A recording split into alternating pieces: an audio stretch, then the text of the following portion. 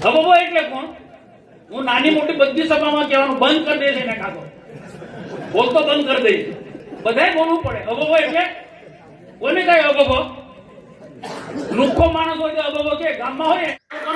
નમસ્કાર મિત્રો, રણબર મિની બ્લોકમાં તમારું સ્વાગત છે. તો દોસ્તો, શેતરબાઈ વસાવાનું જબરજસ્ત ભાષણ આવી ગઈ છે, તો આપણે સાંભળશું. તો વિડીયોમાં આગળ બન્યા રહેજો. ચાલો આગળ આપણે શેતરબાઈ વસાવાનું ભાષણ સાંભળીએ. શું કીધું ભાષણમાં? ડેડિયાપાડાવાળી કરીશું. તો ચાલો આગળ વિડીયો જોઈ લઈએ.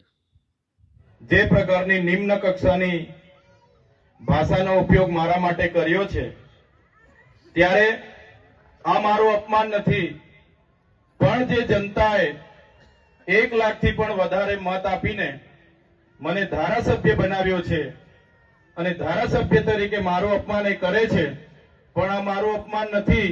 જેમણે મને ચૂંટીને ધારાસભ્ય બનાવ્યો છે, આ સામે બેઠેલી જનતાનું અપમાન એણે કર્યું છે. એનો જવાબ અહીંયા મને જેટલા પણ સાંભળી રહ્યા છે, મારા વડીલો છે, સંતો મહંતો પણ બેઠા છે, મારા સરપંચશ્રીઓ છે, મારા અગ્રણીઓ છે, મારી માતાઓ છે, મારી બહેનો છે. બસ તમને વિનંતી કરું છું, આપણે એમની સામે એમના જેવા નથી બનવાનું, પણ આવનારી તાલુકા પંચાયત, જિલ્લા પંચાયતમાં એનો જવાબ આપણે બધાએ આપી દેવાનો છે. આપી દઈશું ને બધા?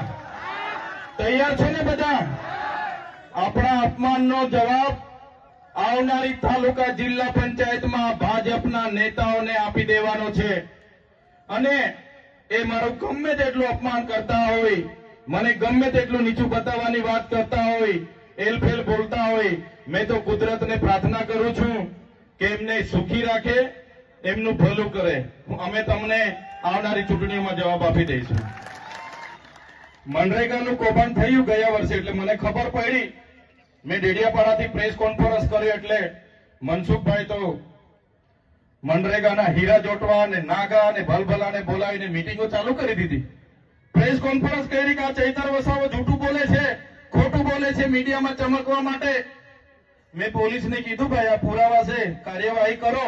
ભરૂચના એસપીને પણ કીધું, ના નર્મદાના પણ એસપીને કીધું. મેં કીધું આમાં ભાજપના મંત્રીના પુત્ર મંત્રી અને આ હીરા જોટવા કોંગ્રેસનો ઉપપ્રમુખ ગુજરાતનો એને કૌભાંડ કર્યું છે, કાર્યવાહી કરો, બાકી હું ધરણા પર બેહું છું. ભરૂચમાં ધરણાનો ટાઈમ આપ્યો, એના પહેલા એફઆઈઆર થઈ ગઈ. નર્મદામાં હવે ધરણાનો ટાઈમ આપ્યો તો મેં 400 કરોડનું અહીંયા પણ કરી નાખ્યું છે લોકો, પણ તે પહેલા ગ્લાસવાડીમાં મને લઈને નાહી ગયા. બાકી આ બનસુખ બધા હમણાં જેલમાં હવા ખાતા, બધાના નામો એમાં હતા. ધારીકેરા સુગર પર બેસી મીટિંગો કરી. એમના જિલ્લા પ્રમુખે, એ સાંસદે ધારીકેરા સુગર પર બેઠીને મીઠાઈઓ વહેંચી અને એ કોન્ટ્રાક્ટરોને બચાવવાનું કામ કર્યું. અને એ મનરેગામાં કૌભાંડો ઉજાગર થયા, ત્યારે આજે આપણા લોકોની રોજગારી છીનવાઈ ગઈ છે.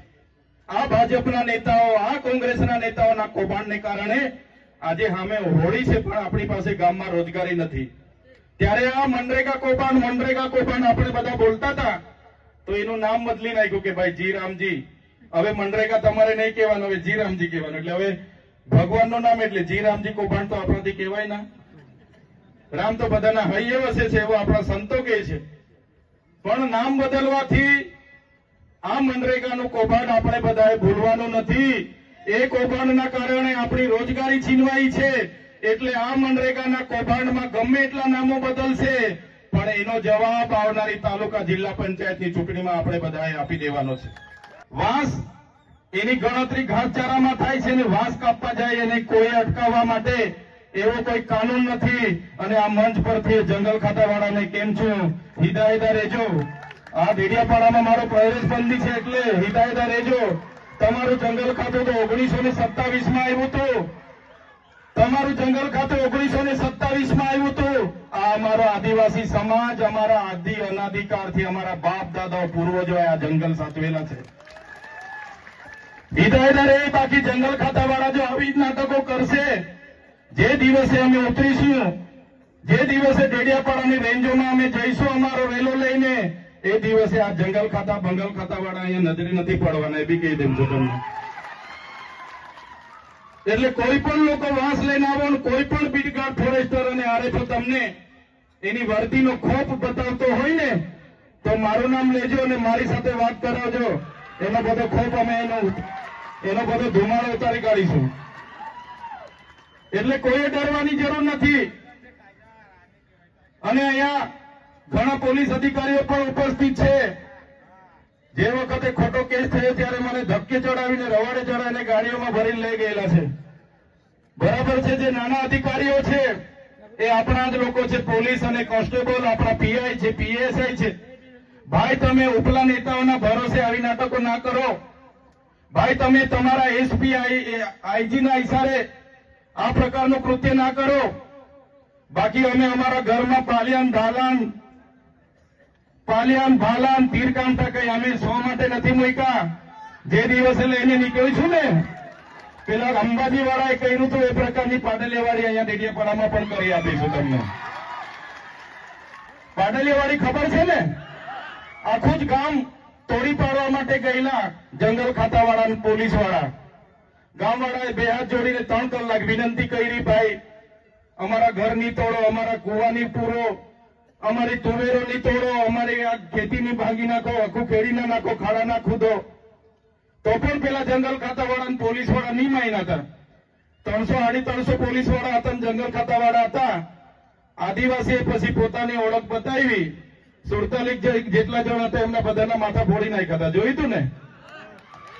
એટલે આવનારા દિવસોમાં જો આ પોલીસ વાળા હરકા નહીં રહ્યા, જંગલ ખાતાવાળા હરકા નહીં રહે તો આ મંચ પરથી કેમ છું જે પાટલીવાળી થયેલી છે ને ડેડિયાપાડામાં પણ અમે કરીશું. કોઈના બાપથી ડરતા નથી.